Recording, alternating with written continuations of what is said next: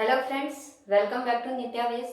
इस वीडियो के अंदर हम करने वाले हैं जो आपके सिलेबस के अंदर जो पोएम दी गई है ode to the west wind. इसके जो राइटर हैं, जो पोइट हैं पीबी शैली, उनके बारे में पढ़ने वाले हैं। तो चलिए स्टार्ट करते हैं। तो पर्सी बायसे शैली, ये इनका पूरा नाम था और इनको शॉर्ट में पीबी शैली बोला जाता है। ये रोमांटिक एज के पोएट थे और इनकी जो लाइफ टाइम है वो 1792 से लेकर के 1822 तक, छोटा सा इनका लाइफ टाइम था। 30 इयर्स की एज में इनकी डेथ हो गई थी। और ये इनके जो मदर और इनके जो फादर हैं, इनकी मदर थी एलिजाबेथ पिलफोल्ड और इनके फादर थे टिमोथी शैली। तो इनके जो फादर थे ये मेंबर ऑफ पार्लियामेंट भी थे, पॉलिटिक्स, ये पॉलिटिशियन थे। और इसीलिए जो पीबी शैली है ये एक रिच बैकग्राउंड, एक ये रिच फैमिली से बिलोंग करते थे। 1804 के अंदर इन्होंने एटन कॉलेज को ज्वाइन किया और यहाँ पर एटन कॉलेज के अंदर ये साइंस के स्टूडेंट थे और थोड़ा इनका शरारती बिहेवियर होने के कारण और ये अलग अलग तरह के साइंस के एक्सपेरिमेंट शरारती कामों में अपने दोस्तों के इंटरटेनमेंट के लिए करते रहते थे। तो इस कारण से इनको मैड शैली भी यहाँ पर बोला जाता था, मैड शैली।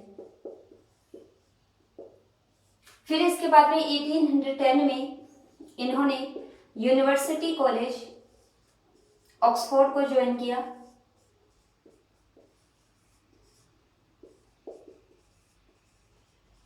यहाँ पर कहते हैं ये सिर्फ एक लेक्चर अटेंड करते थे और उसके बाद 16 घंटे अपनी सेल्फ स्टडीज करते थे। और इसी कॉलेज के अंदर 1810 में इनका फर्स्ट गोथिक नॉवल आया। गोथिक नॉवल आया जिसे जेस्ट्रोजी, ये इनका फर्स्ट गोथिक नॉवल था जो 1810 में पब्लिश हुआ था, 1810 में आया था। फिर इसके बाद में इन्होंने अपने एक फ्रेंड के साथ थॉमस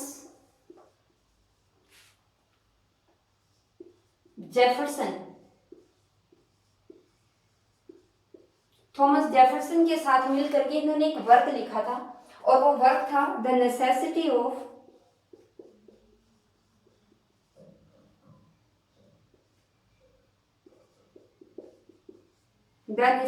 ऑफ एथिज्म।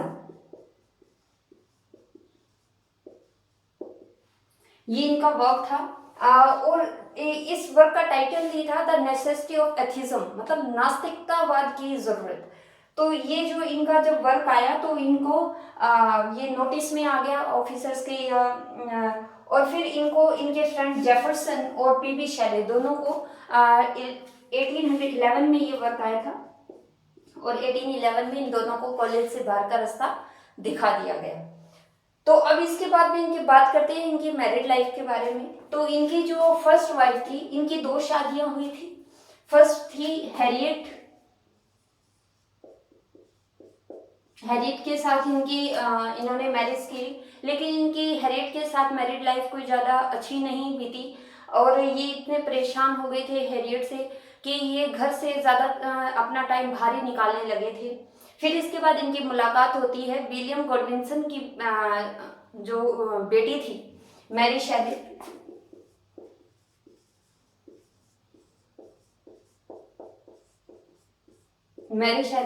तो मैरी शैली को देखते ही इनकी एक तरह से प्यार में पड़ जाते हैं और फिर इन्हें मैरी शैली को शादी करने के लिए एक तरह से मनाने लगते हैं और उन्हें मैरी शैली को ये यहाँ पे एक बड़े धमकियाँ देते हैं कि वो अगर उनसे शादी नहीं करेगी तो वो मर जाएंगे या आत्महत्या कर लेंगे। तो यहाँ पे एक बड़ा इंटरेस्टिंग सा फैक्ट हुआ कि जो हैरियट जो थी ये पीबी शैली से शादी करने के लिए ये हैरियट इनको मरने की धमकियाँ देती है। तो पीबी शैली से शादी कर लेते हैं हैरियट से, लेकिन इनकी मैरिड लाइफ अच्छी नहीं बीती ज़्यादा। तो जो मैरी शैली की जब बात आती है तो वही पीवी शैली अब इन्हें मरने की धमकी देते हैं कि या तो शादी कर ले वरना वो मर जाएंगे। तो यहाँ पे मैरी शैली का एक वर्क आता है, ये विलियम गॉडविंसन की बेटी थी। तो इनका भी एक फेमस वर्क है फ्रैंकेनस्टाइन।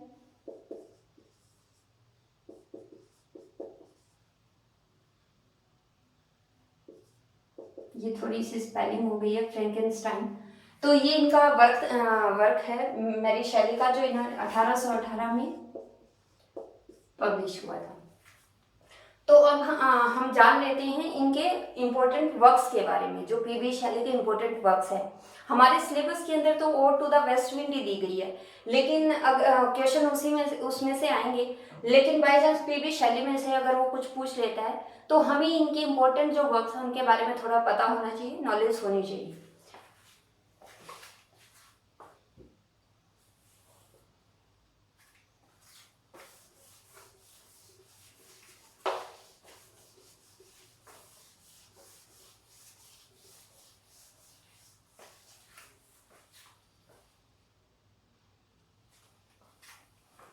तो इनका जो फर्स्ट वर्क हम कह सकते हैं फर्स्ट नहीं, important work ओजीमेडियस।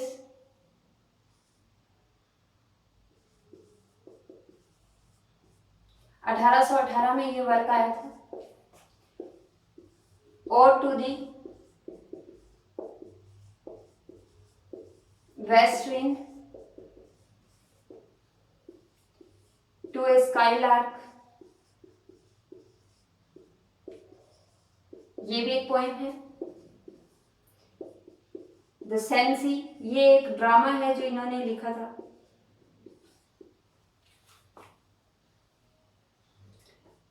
The secret of solitude, ये इनके बड़ी ही फेमस वर्क है, द सीक्रेट ऑफ सॉलिट्यूड। जो नेक्स्ट है the mask of anarchy,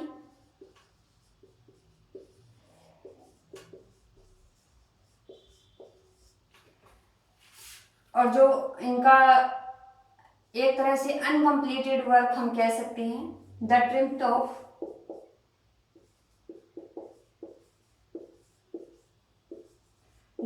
of life. ये 1822 में इन्होंने लिखना स्टार्ट किया था, लेकिन 1822 में जब ये इटली से इंग्लैंड वापस आ रहे थे तो इनकी बोट पानी में डूबने के कारण इनकी डेथ हो जाती है।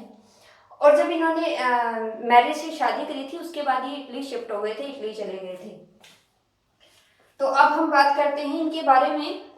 कुछ 2-3 कोट्स हैं जो राइटर्स ने इनके बारे में दिए हैं, या एक वर्क भी है जो इनके बारे में लिखा गया है, तो उसे जान लेना भी थोड़ा ज़रूरी है।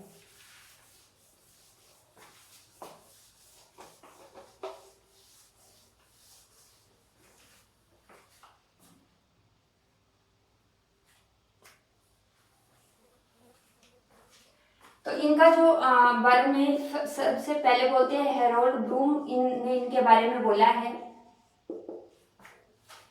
A super craftsman,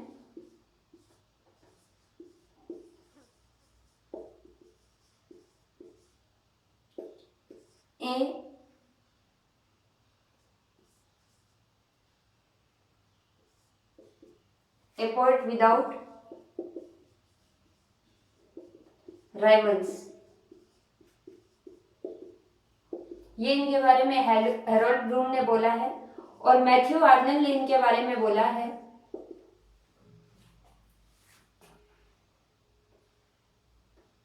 beautiful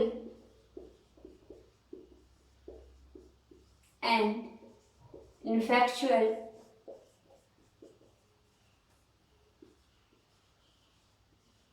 angel. और जो थर्ड है रॉबर्ट ब्राउनिंग।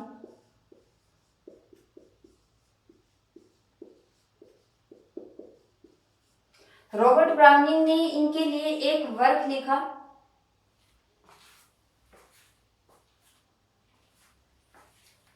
प्यूलिन।